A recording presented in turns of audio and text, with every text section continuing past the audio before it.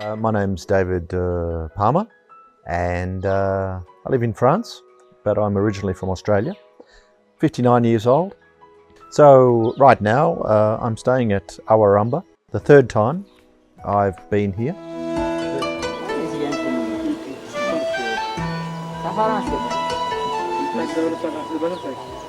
Well, I heard about Awra Amba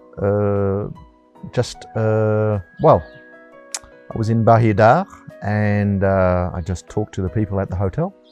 I asked them what there is to see around Dvide, and they said that there was a very interesting community.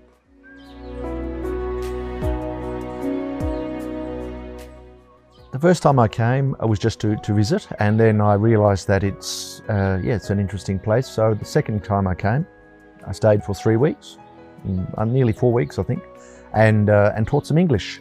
Okay. And the students here are very, very conscientious, very enthusiastic, and it's got a great atmosphere. This place, there's a guest house, and there's a restaurant, and people are very friendly. And so this is my third time, and again, it's very relaxing and a very interesting place to be.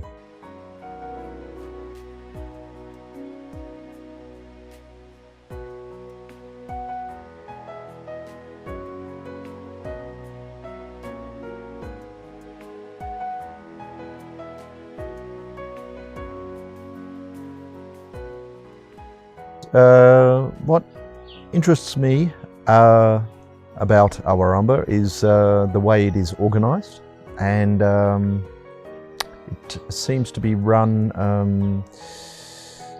with an ethic of fairness and a collective framework. What's very important is that there are no specific roles for women or for men, and also they are not, the young people aren't supposed to be married or have children too young, which seems to be a problem in Africa, teenage pregnancies. And that also, what that means also is that people, they know how to read and write, which is fantastic. And also another rule which is quite interesting is they're not allowed to make children work in the fields or anywhere, which is good. It means that everyone is they're educated, at least to high school level, and also there is no alcohol. Alcohol is prohibited, tobacco, and chewing cat. There are some other rules, of course, but those are the main ones. And it's a community that is run, it's not, I don't think it's a hierarchy. It's not a hierarchy. There is a system of committees, and so the old people, the elderly, are cared for.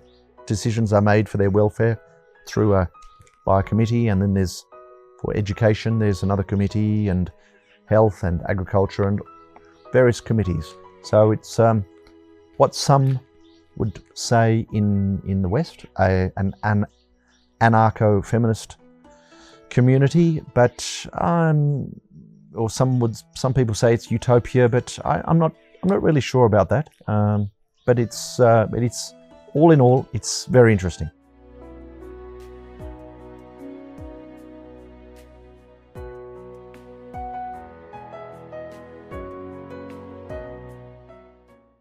It seems very safe here. There are, in the community here, which is about 17 hectares, there's no reason to feel insecure at any moment. The peaceful, what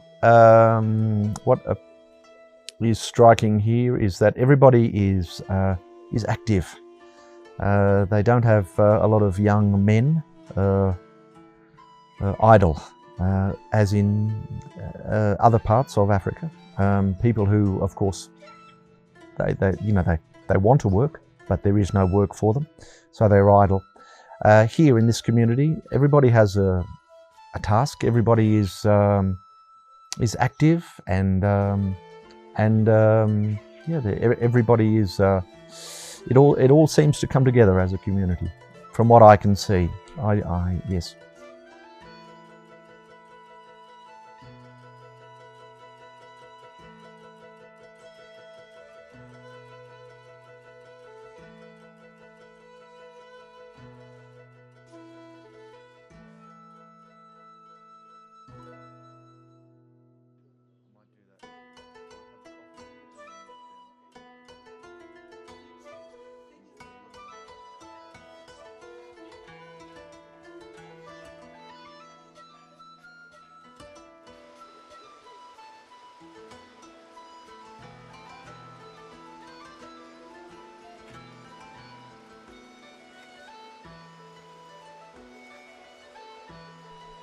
There is some interest in Awra Amba by some researchers and some sociologists, some anarchists maybe, although I think due to its relative isolation in Ethiopia, it's not the easiest place to get to. Yes, it could have a higher profile, of course. It could be more well known, this place, because it is a model for collective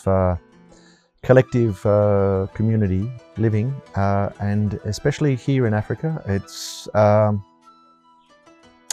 extremely needed. It's very much needed.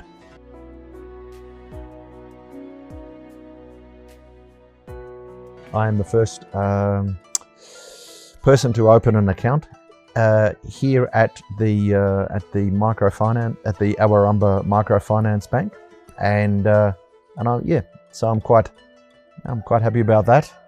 I hope I'm not the last, because it's a very good interest rate, and it's just like a normal bank, really. There are branches in Bahidar and Addis Ababa. So it's just like having money in the bank, and with a very good interest rate, an interest rate about double as what I get in Australia or in Europe. So that's quite good, very good aspect of Awra Amba. Now I am convinced, thoroughly convinced that it's just like it has all the checks and balances of a normal bank. The fact that it has microfinance in front of it really is just a normal bank. That's all it is. Yes, it's just the same.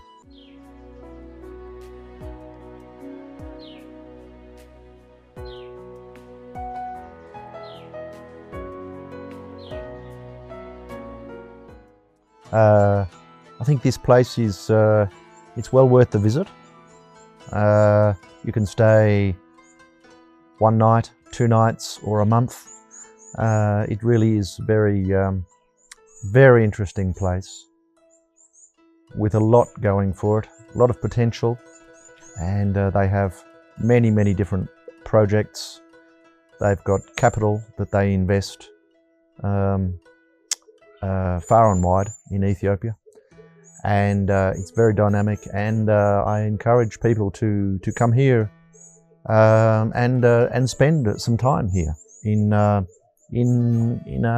fantastic, in a very peaceful environment.